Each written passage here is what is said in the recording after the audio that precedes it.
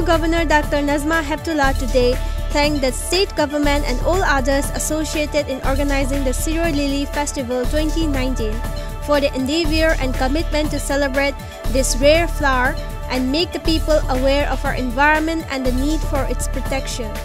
She was speaking during the closing ceremony of the festival at Tangkhul, Nagalong, Ukhrul today. Dr. Nazma also complimented them for taking the brand name of Siroi Lily, the state flower of Manipur, for popularizing it far and wide. The 128th Rising Day of Manipur Police was celebrated today during an impressive function at 1st Manipur Rifles Parade Ground, Imphal. Participating in the celebration, Manipur Chief Minister N. Biren Singh lauded the work and contribution of the police in maintaining law and order in a state like Manipur.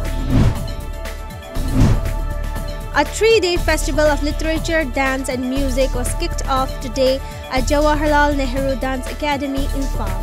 The event is organized by Writers Forum, Imphal under the aegis of North-Eastern Council, Minister of Donor, legendary filmmaker, singer and composer Aribam Shyam Sharma and several other eminent personalities attended the opening function.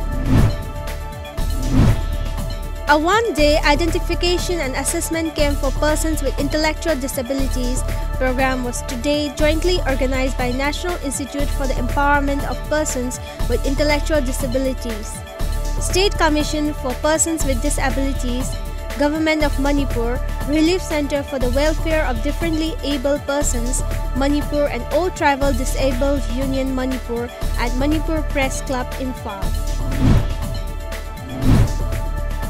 Democratic Students Alliance of Manipur today organized a prize distribution ceremony for the recently held state-level environment written quiz competition, which was organized by the Alliance.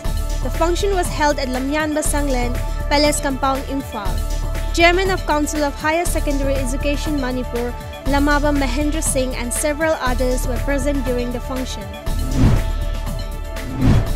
In the midst of differences cropping up between the Naga national political groups, the NSC and IM, and the Government of India over the nature of solution to the Indo-Naga peace process, Nagaland Governor and interlocutor for Naga peace talks, Aryan Ravi convened a consultative meeting with tribal, civil society organization and church leaders at Hotel Javpu in Kohima on Friday, media reports said.